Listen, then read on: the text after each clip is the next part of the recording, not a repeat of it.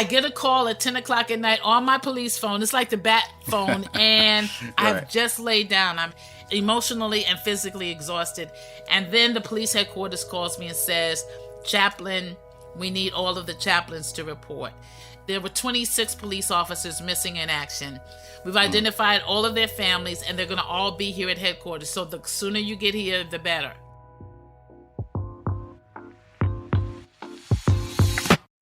This is Where You From, a podcast for those who believe it's important to stop and listen before we speak. Join us as we ask another Christian thought leader where you're from and discover how their life experiences and expertise, even if we may disagree with something they say, offer us an important perspective that's worth thinking about. Welcome to Where You're From. I'm Rasul Berry. What does it look like to trailblaze a new path for those who follow after us? Whether that's stepping into a career filled with first or simply opening a door for those who haven't had the same opportunities. Today, we're going to meet a woman who has not only accomplished some amazing things, but has held the door open for others to reach their dreams too. Ambassador Sujay Johnson Cook, who goes by Ambassador Sujay, is a woman of firsts. So many firsts that even though she hasn't been married to a president or a pastor, you could call her a first lady. She was the first African-American woman in her denomination to be elected to lead a congregation. She was also the first woman and the first African-American to hold the post of United States Ambassador at Large for International Religious Freedom. So, Ambassador Sujay, where you from? I'm a native New Yorker with Southern roots. My parents were both Southerners, and they moved north as part of the Black migration in the 50s. And so I'm from New York City, but I'm a woman of the world. All right. Well, let's dig a little bit into that. What states in the South did your parents come from? They're from North Carolina and from Virginia. My mother, North Carolinian, my father, Virginian. And they, worked extremely hard. They didn't ever have it easy. Wow. So by day, my father was trolley car driver, which later became the MTA, motorman for the subway. And my mother was a school teacher for 22 years in Harlem. And so both of them were civil servants by day. They were business owners. They built a business in our basement of our new home in the Bronx by night. And so I was able to see what hard work ethics were like, what a community that pulled together, what a partnership of parents was like together, and that we could all do something. Even if we start with little, much can happen. And they both were people of faith. So my father was Baptist, my mother was Presbyterian. Even though we lived in the Bronx, all of Black life at that time was really centered in Harlem. So we would, go to church in Harlem. We would meet my mother after school in Harlem. So we had this wonderful, wonderful kind of grassroots experience, but at the same time, we were becoming upwardly mobile in terms of socioeconomics in the Bronx, which was an integrated community. So we really did see kind of what the world calls now diversity. We were the diversity trailblazers, Yeah. So it was wonderful. So we would go south every summer, which they would call going down south, up until I was in college, and stay with my maternal grandmother. So we knew the cultures of New York, and we knew the culture of the South, and it was rich, being on my grandmother's porch. It was very much an oral tradition, so we learned how to talk a lot. We didn't have a lot of television. Most people had radios, but it was the beginning of the television era. So we talked to each other, in the living room, and we talked to family members. This was my first cousin, and this is your second cousin removed. So, we knew our family, and we knew that it does take a village. It took a village of people of common values and traditions to work together to raise this child. Wow. Tell us a little bit about what was the motivation behind these two Southerners choosing to move to New York City and putting that in the broader context of so many African Americans who did the same thing. The Black migration of the 50s was also the beginning of the civil rights movement. Yeah. And it also was very clear segregation, what they call Jim Crow segregation, where whites were on one side of the railroad tracks and blacks were on the other. where you could not go across the tracks, literally and figuratively, if you were poor and you were Black and you had no business on the other side, and certainly after dark. And so they left sheer poverty and sheer segregation. And the hope was that coming north, which a lot of people were doing, would be able to alleviate some of that there was sort of the pot of gold on the end of the rainbow, the pot of gold on the end of I-95. And so you came with hope, and you came with vision, and you came with partnership. And so I was raised around a lot of couples, a lot of strong Black men, a lot of strong Black women, and they were intergenerational. We would have parties. The kids were not told to sit in the room and say nothing. The kids were part of the conversation, and they would ask us, where are you going to college? I mean, I was 5 years old. I'm like, I'm just learning Dr. Seuss. And they're like, okay, so where are you going to college? What are you thinking about? Our churches were very pivotal. Same kind of conversation. And so what happened for us was, in our churches, because everyone moved together, it was also socioeconomically where our education happened, where our social life happened. So the churches would have dinner dances. My first dance was with my father or my uncles. And this is the way a lady is supposed to be treated, whether it's in this room and certainly when it's outside of this room. So it was like, woo! Yeah, I love that, because that also means that you knew you had so many different images of just men in your life, and you knew that people had your back. So that's really cool. Yeah. Talk to us a little bit about what Harlem was like in the midst of the civil rights era, because, I mean, there's so many incredible people and things, everyone from Adam Clayton Powell to Malcolm X and all these things that were like literally walking the same streets you were at the time. And yeah, just kind of give us a picture of what Harlem was like for you growing up in that era. Okay, it was the word excitement and energy. It was ecstatic, because we walked the streets, particularly in Harlem. We walked the streets with Adam Clayton Powell, and the first Black judges were in our churches, and the first Black lawyers. So every success was celebrated. So there was this healthy respect, but we were cheering everyone on. So it was the celebration of all the ancestors who went before us, who didn't have a chance to stand on the steps of the Capitol, but they built the steps, So it was the compilation of, we're celebrating for those who could not be here, but wish they could have seen it. And so for me, my first meeting of Martin Luther King, I was in third grade, and he was at Hunter College in New York City. And back then, our parents, like I said, took us everywhere.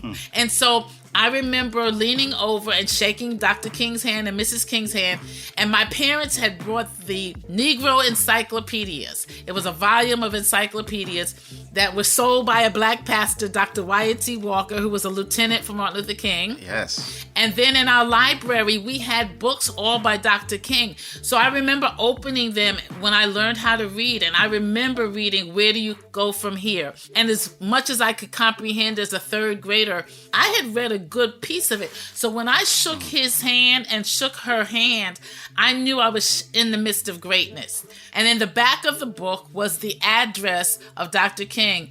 I, in my third grade penmanship, penned a letter to that address thanking Dr. King and Mrs. King for coming to New York. Mrs. Coretta Scott King hand wrote me a note saying, "Thank you, I received your letter." Fast forward, I become best friends with her eldest daughter, Yolanda, when we're in college. Mrs. King comes to my living room. I bake sweet potato pies for her and my mother. And then when my mother dies, she becomes my godmother. She says, "I'm your other mother now." So you're talking about this 40-year span of me first admiring this woman, and then having a personal relationship with the wife, the widow of Dr. Martin Luther King, that I had written to as a third grader. So it's mind-blowing, it's amazing, but it shows you how life does go full circle. And I'm going to get to that, but I'm still mesmerized by the fact that you were reading Where Do We Go From Here in third grade. Like that, you mentioned that your mom was an educator, a teacher. Mm-hmm. So like, how did that impact the value of education and the relationship between education and civil rights and justice. My mother was the matriarch not only of our family, but of our community. So people enjoyed coming to our home. Yes. And they knew they were coming to an educator's home. She was a fantastic Southern cook. So we would have 3 and 4 meats, the fried chicken, the roast beef, the spare ribs,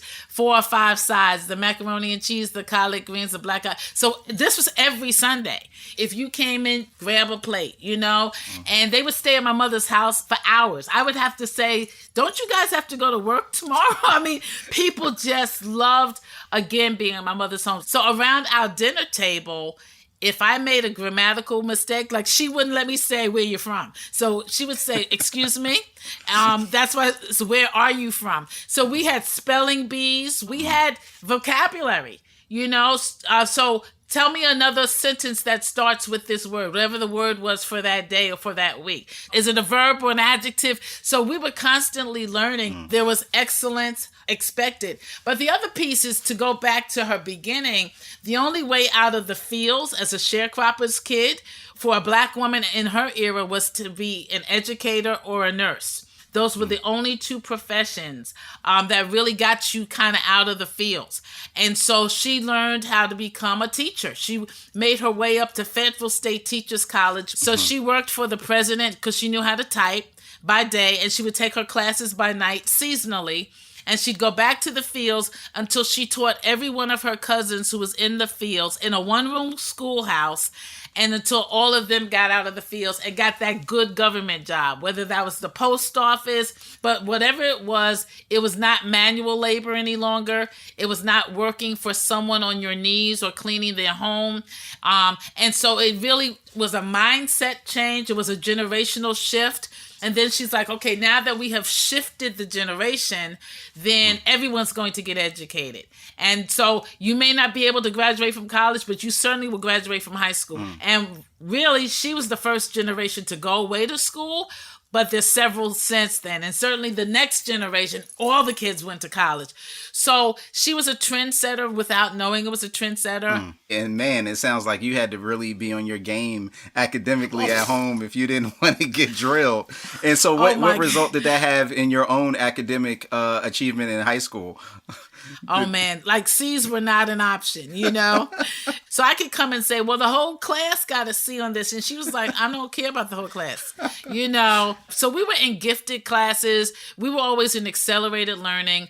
And then in 7th grade, they found the money. Like private school was like $9,000 a year. And my parents were only making $9,000 a year at that time. Wow. But they found a way to get me in. I don't know if I had scholarship or not, but I knew they sacrificed at least 50% of their salary. And first of all, when I got to 10th grade, we were on college level work. The kids who studied Spanish went to Spain. The kids who studied French went to France. So I go to Spain, learn how to negotiate and navigate the globe. And I knew when I got on the stage of Spain, I said, I know I'm a world leader. I didn't know how to figure that out at 14, but I knew there was something bigger than being on the corner of Yankee Stadium in the Bronx for me. So when I came back, a lot of my playmates' families were moving from Puerto Rico, and they were first generation Puerto Ricanos. And so their parents, many of them, did not speak English yet. And so I am now a 14-year-old girl who's bilingual, Black girl, playing with their children, and I'm interpreting and teaching them what the idioms are and telling them how they navigate the Bronx, New York, and places they need to go, and sitting at their table and eating beans and rice. And so without knowing it, I'm having this cultural education. So in my building, which was a high rise on the Grand Concourse in New York, overlooking Yankee Stadium, there were 24 stories on both sides of the building, 17 apartments on each floor. Wow. On my floor, there were 11 different ethnicities. Every time a new family moved in the building, we had a party, especially if they were an ethnic minority. But we were all in this safe space. It was like our bubble. And we were in the same building. But again, we grew up with this healthy respect and appreciation for other cultures. So it wasn't like you're the West Indian and you're the Bosnian. It was like, you're my friend. Yeah. And so It was a very healthy upbringing in the most diverse city in the world. Okay, that sounds amazing. So you graduate from high school with this already international experience. Where do you go next? My mother specifically wanted me to have the historically black college experience because I had the other extreme of this rich white elite school. And so I went to Fisk University as a freshman in Nashville, Tennessee. I was very young. I was 16. Amazing. I was far away from home. So it was a lot of pressure for a 16-year-old. And even though I could hang academically, I came back to school in Boston. So I finished in Boston at Emerson College. I was a communications major. We all went to this church in Boston called St. Paul AME Church in Cambridge, Massachusetts. It was the first time I saw professional Black Americans, brilliant Black Americans, Afrocentric Black Americans, and Christians all in one place, where we did not have to apologize for either of those, being Afrocentric, being Black, being brilliant. I'm glad you brought that up because, in reading your bio and learning a little bit more about you, I was really fascinated the switch from you working in TV, having this communications background, to ministry. Like, tell me a little bit about that, like about what was going in your mind in terms of your aspirations in the communications, and how did that shift to a calling in ministry? So I would say two things. I would say a calling is ongoing. Sure. So I knew at 13 that I was called to ministry. A teenager doesn't know how to articulate that necessarily, because I'm still doing all the healthy things that teenagers do. But the church was very important to me.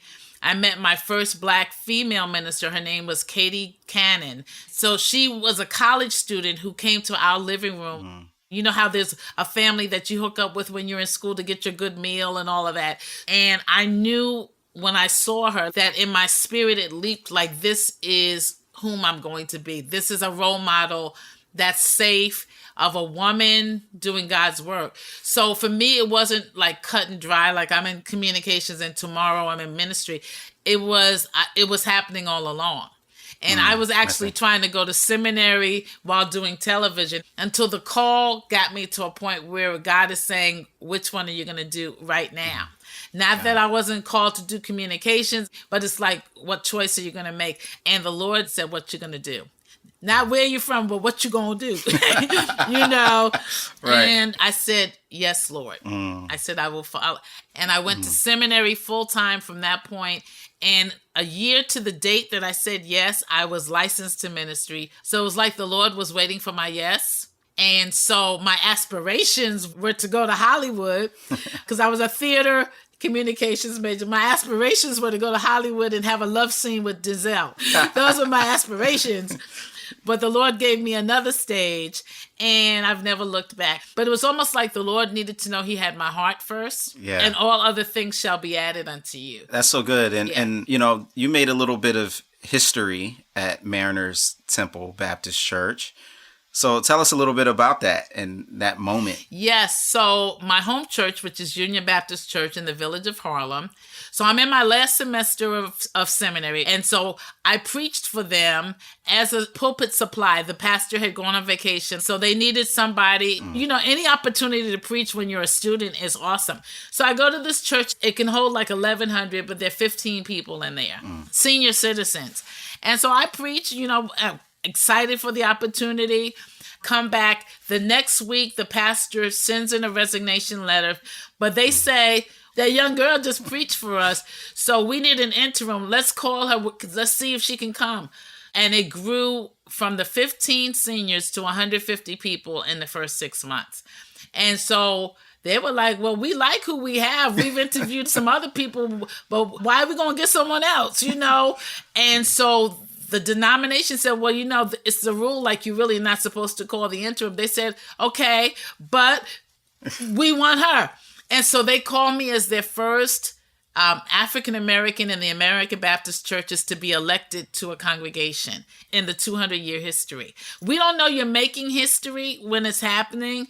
So here you have the first daughter of Union Baptist Church, the first woman to ever be licensed, going into this first church where a woman's ever ordained. So tell us a little bit about that. So I knew that if you met people where they were, as they were getting on and off the subway, and you said, look, I've got something. Can you just stop by my church? It's going to be convenient. It's going to be lunchtime. If I went in the projects that were at the corner and I knocked on the door and said, I'm your new pastor in town. I know you haven't gone to church, but would you just come see what I'm doing on Sunday? Or you can come on Wednesday. And what people said, I remember this line. This guy said, if you took the time to come to my house, then I certainly can take the time to come to your church, Wow. People started coming, and then they brought their families, and then they brought their families. And I looked around my context and saw who was to my right, who was to my left, who was in front of me. And I was like, this is what's going to work for us. And it gave my senior citizens a ministry who were literally sitting around doing nothing every day. They were like, well, we can go shop for some bologna. We can go shop and fry the chicken. So they would fry the chicken Wednesday morning, then change into a white shirt and a black skirt. They would buy the paper bags, bag it. So all the person had to do was grab the sandwich on the way out the door. And people were like, this is the best. And they would only get one piece. Yeah, but they were like, this is the best chicken leg I ever had, So it met many needs. Wow. And so this amazing thing happened. So down the street was police headquarters where all the police work and all the police brass work. And so the police headquarters brass people would take their lunch hour. The mayor's office people would take their lunch hour, and all the city agencies. And then they would start bringing their bosses. They were like, you got to come to the services on Wednesday. And so we would have whole offices say, we're shut down on Wednesday at 12 o'clock. Wow. So the vision and the key is that you have to be close enough that people can use their lunch hour and not be late to go back to work. Because if you have a working class population, the one thing you can't afford to do is have them lose their jobs. Yeah. And you can start seeing people fidget because they're on the clock. Right. And they're city workers. So we had to respect this. So the police brass go back to the commissioner and they say, we have this Wednesday pastor. I want you to make her chaplain. I didn't know there were chaplains for the New York City Police Department. I had never heard of it. They went to Commissioner Ben Ward. And Commissioner Ben Ward calls me in. He said, you want the job? And I'm like, oh my gosh. I was like, yes, sir. So it takes a year to vet you by the time they go through all of your background checks and all that. Yeah. So I think it's about being faithful to your calling, dedicated to the place where you're called to serve. So even though it may look like the glass is half empty, you have to have a vision to see it half full. And to not get discouraged by small numbers, because powerful things happen with 2 or 3. So I think the word is to blossom where you are, bloom where you're planted. That is fascinating on a lot of different fronts. Just seeing you were paying attention, seeing where people were burdened, being this intersection of commerce, of politics, of policing, and just business and spiritual need. But I want to kind of circle back to the location of Mariner Temple, because especially there was a moment that all of America remembers, the world, September 11th, that you found yourself in a unique position. What do you remember about that day? Take us back to that and let us know how that unfolded in the unique role that you had in it. Yes, I was on the front lines of 9/11 because I was the NYPD chaplain. The day was a Tuesday. It was a beautiful Tuesday. We were supposed to have our Wednesday service the next day, but it was right down the block from the World Trade Center. We literally would have people from the World Trade Center come to our lunchtime hour service. So this morning, it was 8 o'clock in the morning. It was a beautiful, sunny, it was a voting day. It was an election day. We were voting for local elections, borough presidents. So again, I live in this high rise. So I bring the car around for my mother, who's about 80 years old at this point, to take her to the polls because we've all voted in the neighborhood. And I come in the driveway and the doorman, who knows me, who's seen me grow up, says, a plane just hit the World Trade Center. And so being from New York, there are so many activities a day, so many accidents a day. I'm like, okay, I'm saying to myself, I'll hear about it on the 6 o'clock news. We're thinking it's a little propeller, that took a wrong turn. You don't even think about it twice. So I go take my mother to vote, come back to bring her home. And then I'm going across the Triborough Bridge. For those who are not from New York, it connects Bronx, Brooklyn, and Queens, I believe. So I get to the head of the bridge where the toll booths were, and the police are like frantically flagging people over, like, you can't cross this bridge. And so I have my police ID, and my car is a police emergency car, so we have a siren. And I said, what's going on? They're saying another plane just hit the, I said, well, I need to get to the other side of the bridge. They said, well, go. So I get right past the toll booths, and I see the other World Trade Center. It's like billowing black smoke. So we still haven't really listened to the radio because I'm not thinking there's a tragedy. Now seeing the police, I'm like, oh my gosh. I get to the other side of the bridge. So then I go to my building where my mother is, and I see her trembling, and I have to go in daughter mode first, and I'm like, oh my gosh, so mama, you okay? So making sure she's stable and she's okay. Then I go into mommy mode. My kids are at school. They're in grade school. And then I hear that no buses, no trains are running. So I know on my floor in my building, there are 2 cops. And so I know they have children. So I knock on their mother's door and I say, I'm going to pick my kids up. Do you want to ride with me so we can stop and get your grandkids? And they're like, please. So I become now like a shuttler. Wow. I want to make sure my kids are fine and that they see me and that the other parents and grandparents, their children are fine. So I rush to my kids' school and I pick my children up, pick these other parents.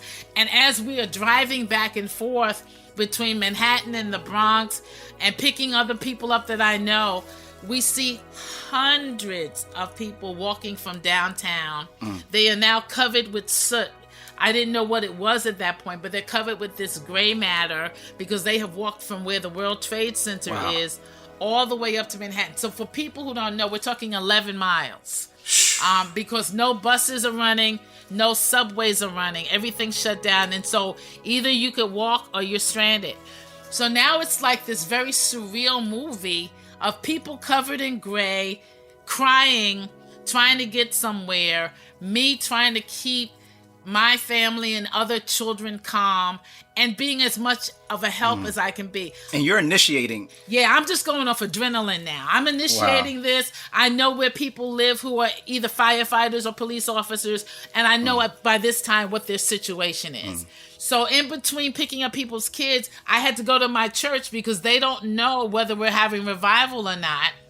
So I have to stop by my church, and for about a half an hour, the church fills up. People needed safe space. They needed to cry. They were hysterical.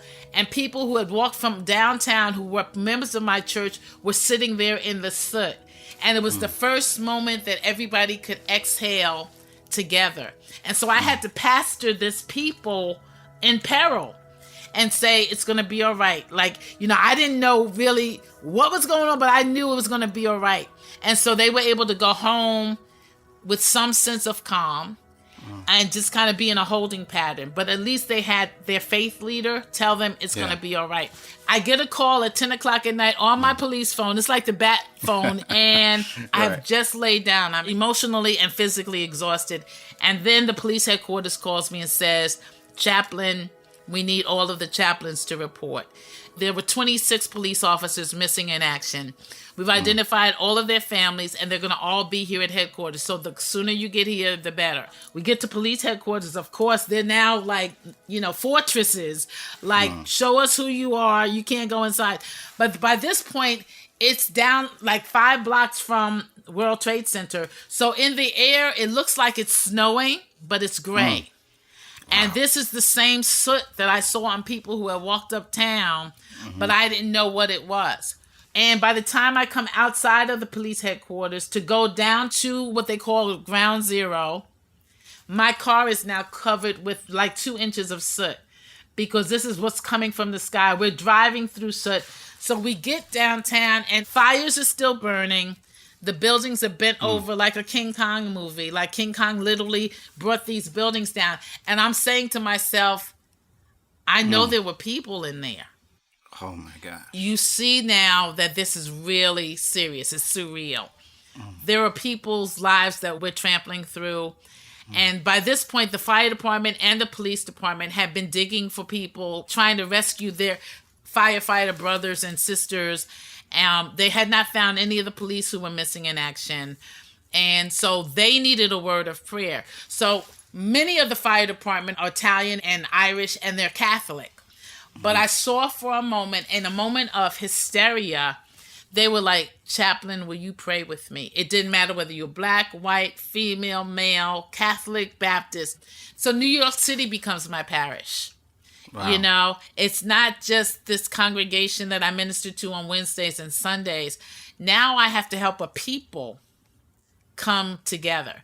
And so then I'm getting calls from the 911 operators who nobody thought about, but they had been on the phone with people as they were jumping out of buildings. Oh. It wasn't post-traumatic stress. They were traumatically stressed in the moment.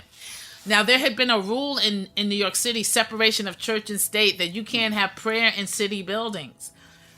But laws are broken.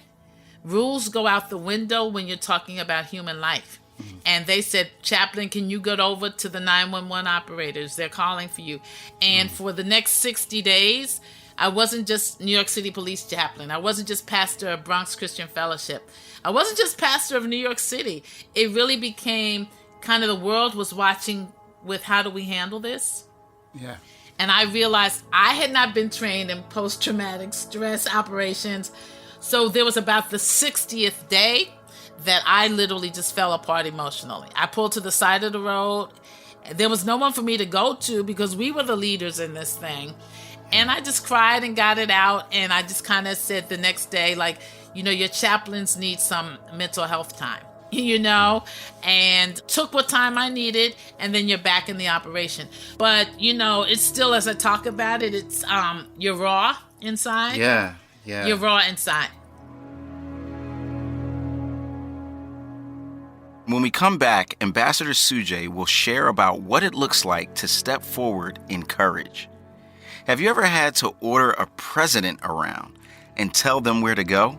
Ambassador Sujay will tell us about that experience and more, from serving in 2 presidential administrations and organizing the funeral for the iconic activist Coretta Scott King. That's coming up on Where You're From. If you're enjoying Where You're From, would you take a moment to write a quick review and give us some stars? Podcast platforms like iTunes and Google promote highly rated shows. So a 1-sentence review of what this episode or show means to you and a quick 5-star rating will help these important stories reach more people.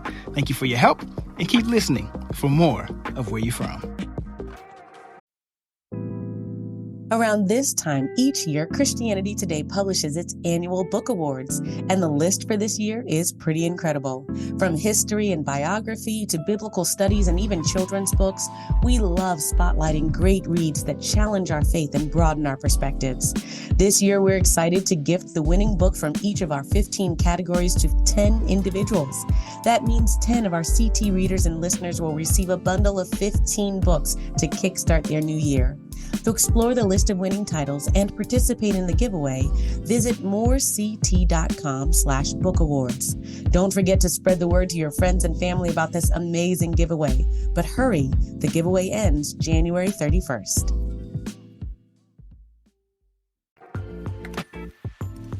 This is Mary Jo Clark, and I'm one of the producers for Where You From. Before we jump back into our conversation with Ambassador Sujay Johnson Cook, I wanted to share with you a teaser from our next episode with Rich Perez. This is Where You From. We have fire escapes and stoops. And when it's summertime and it's hot outside and people don't want to be cooped up in their apartment, they'll make the front of the building their living room. And you'll see people posted up on milk crates and beach chairs. You'll literally smell a little bit of everything up here. Minorities in particular, immigrants in general, have had to create a life with whatever's been given to them. And when I see people sitting on their stoop of a building or hanging out in their fire escape, you would have probably hung out on your marquesina, which is your front porch in Dominican Republic, but you don't have that right now. And you have to make do.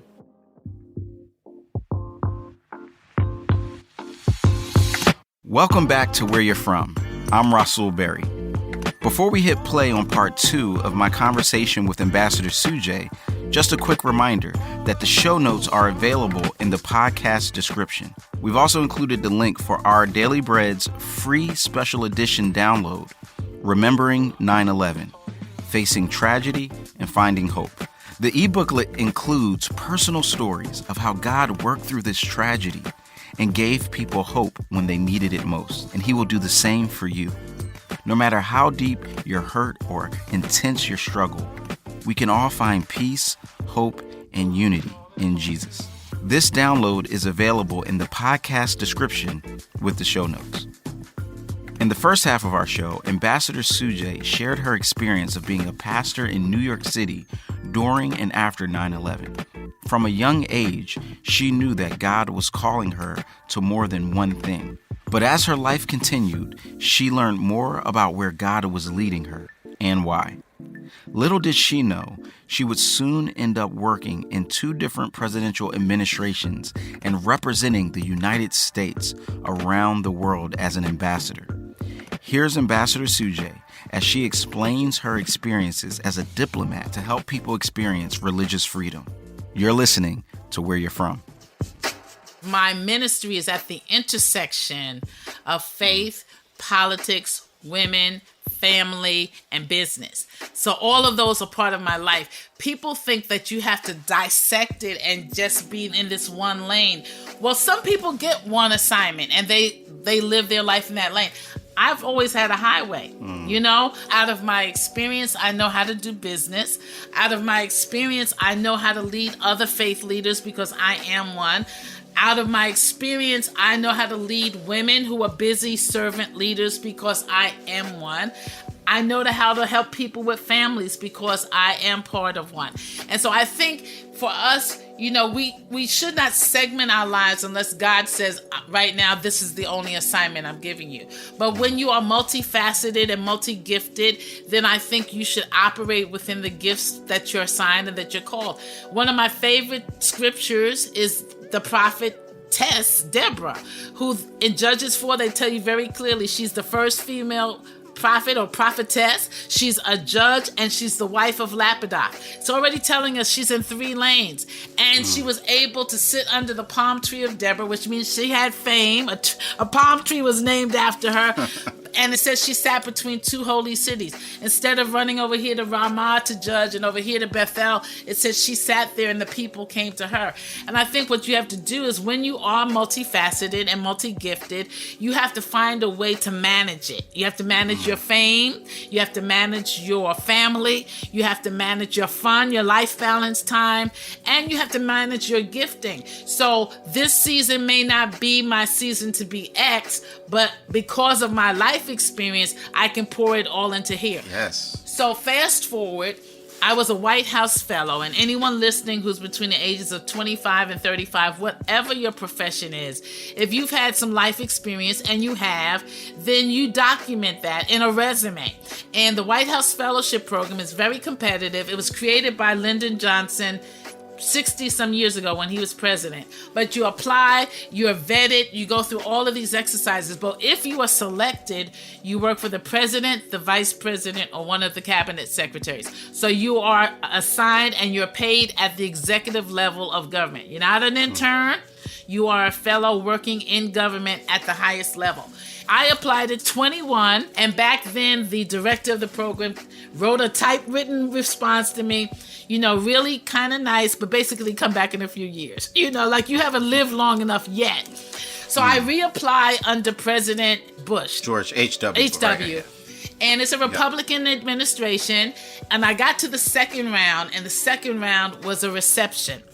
And so I'm into this real artsy kind of thing. And I know how to dress and I know what you're supposed to wear. But I wore the wrong thing. I wore this purple suede, beautiful dress with this little scarf over my shoulder. My hair was in braids. And this is now in the 70s, And when I walked in the room, everybody has a navy blue suit. The men have a red tie and a white shirt. The women have a white camisole and a little pin. And I walked in the room and I said to myself, what in the world were you thinking? Not where you from, but what you're doing. And I kind of knew it. And so the whole night I'm trying to pick this scarf up that's falling as I'm talking to people. They clearly wrote me a letter. You did not make the next round. And I knew it. I just knew it. So my third time applying was President Clinton was in office. It was his second half of his administration. And I knew that I had had enough life experience. I'd been police chaplain. The dots were connecting, and the Spirit said, this is your time to apply. Fast forward, I get selected, but you have to have 5 references. So who are my references? The police commissioner of the city of New York, the mayor of the city of New York, the United States senator from New York. So all of these people who I had worked with in my past, now I'm in relationship with. So when the White House Fellows Office opens up, even if my application is not great, they're going to see Senator Charles Schumer, Mayor David Dinkins, Commissioner, and they're going to see those names. So they're going to at least read the second page. I mean, yes. You know?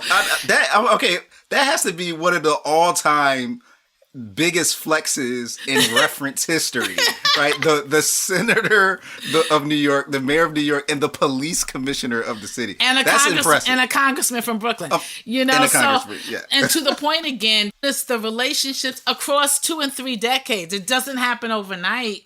Wow. But it's staying in good stead so that when you get to the point where you need a reference letter, they know you by name. Like, they're not faking like, right, I may know her, but they know you by name and experience. So all of that happens. So let me just fast forward. So I go to the White House Fellowship Office. They've never had a Baptist pastor in their history. You know, they've had people from the military.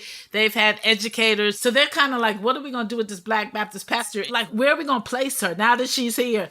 And so they had me go to 7 interviews when I get to Washington. And they're like, well, you know, if nobody wants you, basically you can work in the Office of Personnel. And I'm like, I didn't go through all of that to just work in the personnel office. But the Lord had it so that I went around to all the secretaries, and every single one of them talked about faith. Like, I thought I needed to know about healthcare reform and NAFTA, all the issues of the day. And so I memorized everything from Time Magazine and Newsweek. And as soon as I sat down, they were like, you're the woman preacher, right? You know, I've read some of your books. And so I'm being interviewed about my faith. I get to Office of Management and Budget. They're like, well, we have this Wednesday night Bible study. We hope that you'll come sometimes. And not just attend, but you lead us sometimes. Secret Service would knock on my door. They were like, I said, what did I do wrong? Because I'm always, messing up. I'm always messing up in the political world. They said, no, we wanted to just talk to you. We hear you're the pastor. Would you mind spending a few moments with us? So those kinds of things, God showed up. When we say God walks with us, God is already in the room that we enter. And so President Clinton says, look, I like going to Black churches. And so I need you to help me write some speeches. I need you to help me with the protocol. Am I saying the right thing when I greet them? So I end up being a speechwriter for the President of the United States. I mean, who thinks that's going to happen? And so then it just kept mushrooming from there. But again, it's about being faithful to where you're called, being faithful to the call, and honoring God with whatever looks like a small thing, honoring God and doing well with what he's placed in your hands to do, and God will do the rest. Yeah, I keep seeing that theme play out, Right, and so right. I want to kind of turn the corner because there's another opportunity, which it's just wild to me. I'm just laughing how you ended up, serving in the Obama administration and as an ambassador at large, where we get Ambassador Sujay from. So, tell us a little bit about that and why you decided to kind of go back into that kind of aspect of public life. A few things. I'm always asking God where I can best serve. And I'm reading Bruce Wilkinson's book, You Were Born for This. And the question is always, God, what would you have me to do? Or what would you want done with my life today and my ministry? So I'm constantly asking that. And I think seasonally, you ask that question. Like I said, some people get one assignment and it's a lifelong assignment. I've been blessed to get lots of them. And so I ask that constant question. And then having the wonderful relationship with President Clinton, who took me on and kept me on for 7 years. And so as a result of that relationship, when his wife became senator in New York of my home state, and when she became a presidential candidate, those relationships were not severed. In fact, they were strengthened. So you're now still friends with those in the political world. So when she becomes Secretary of State, they know my faith, they know my political experience. And her question was, do you have any international experience? And I was like, yeah, it started at 14 living in Spain. So I start listing all these countries, and it turns out it's like 27 countries that I had been in, actually spent some time. So she's like, we have this position that looks like it's kind of on paper made for you. So long story short, I get nominated by Secretary Clinton. I get appointed by President Obama, and my portfolio has 199 countries in it. Got it. And that's so good. And I think, in your capacity, kind of serving in this role, focusing on religious freedom, what were some things that you saw that it's different in other places, or caused you to realize that there needed to be a light that is shown on the aspect of religious freedom around the world? Great question. So the Ambassador at Large for International Religious Freedom is the chief advisor to the Secretary of State and the President of the United States on religious freedom issues abroad. So all countries who are part of the UN signed this declaration. It's called the UN Declaration of Human Rights. And basically within human rights, there is a clause that you will allow your citizens to worship as they please, choose the attire of their choice that matches their faith, and all of those things that give you religious freedom. Well, even though many countries sign on to that, not every country exercises that. So my role was to go to the countries and basically report to the Secretary and President on the countries where it's not happening, where they're not honoring the agreement, where they are actually stifling or persecuting egregious acts against their citizens because of their religious beliefs. So in a sense, we were going into religious war zones, places where it was not working. We weren't going to the countries where everything was, really peachy creamy, because there was no need to call attention. So we had this list that America came up with, which is called countries of particular concern. And it's basically a shame list. It's really the countries who are not even trying to do anything about it. And so I talked government to government, so I was at the diplomatic table, and basically my presence was to say, look, you don't really want to be on this list. Really, you want your citizens to live whole lives. And so even if you can't change overnight, maybe there's some things we can help you to do step by step. It may just be opening up a school for Christians and allowing them to have a place where they can openly do that. It may mean if a Christian pastor comes into your country, not imprisoning him or her, allowing them to have their church services with other Christians. So my job was to actually try to push the needle a little so that every country would honor that UN Declaration of Human Rights and the International Covenant for Human Rights. And so, we left some in better condition, and we left some that really weren't ready to change. Did you see any success stories that encouraged you in that season to go, wow, this actually can make a difference in this diplomatic way, in an area in which people can have very strong beliefs and convictions about? The thing about religious freedom internationally is that most of the work, it was not headline work. You couldn't say, okay, we got a prisoner free today. Got it. Because it meant then whoever surrounded that person or how they got out of prison could really kill their family. Or sometimes we had to have the whole family flee, and then we can say, we got this prisoner out of Iran or whatever. That's why they call it diplomacy. I can't come out and say to the press, you know what we did today? We got a prisoner free, and he and his family are in this country. You really had to protect. And so a lot of it felt like, like I was working for the FBI. A lot, you were like, can I say this? And so everything was very scripted. And again, you had to honor what your assignment was. It was not my role to say to the public, this is what happened. It was the Secretary of State or the President, depending on the diplomatic trip that I took, to say, America would like to make this statement about X, Y, and Z. So I would say there were some pluses, some real success stories, but I would say every one that was a success story was difficult in getting them free. Was difficult in getting their family protected. And so you have to really use discretion. It's diplomacy with discretion. And you have to be honorable to that. Wow. Well, that's such an important work. My heart does go out because I know that around the world, people don't have the same level of freedom to even just publicly celebrate holidays and things like that. Or wear a cross. I mean, you literally in some places can't do that publicly. Yeah. So we're really blessed in this country. So, there's so many different ways. I'm going to get you out of here on this. We haven't even talked about your work as an author. How many books have you written? I have 14, and the 15th is at the press with Our Daily Bread. So I'm going to ask people to look for Rhythms of Rest. But, I write a lot on women's empowerment, women's life balance, women's self-care, and what I call soul care, particularly for Christian women. But, I believe that that's part of my calling, not to just be the first, but to be the first of many. And so I'm really excited about God entrusting me or trusting me enough to be a trailblazer.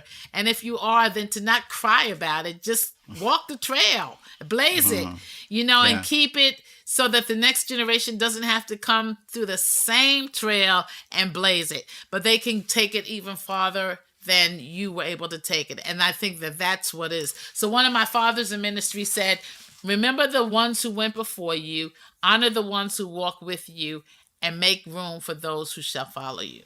Excellent. Excellent. Well, thank you so much for making space and room as a trailblazer for those of us who can really be inspired by all that you've done, which has been quite considerable and a lot. And one thing I wanted to ask, just kind of from that full circle, in a lot of ways, you talk about how you were inspired in writing this letter as a third grader to Dr. Martin Luther King Jr. and Coretta Scott King, and then her ending up being a godmother to you later in your life. And then you had the opportunity to officiate and pray at a funeral that 10,000 people attended.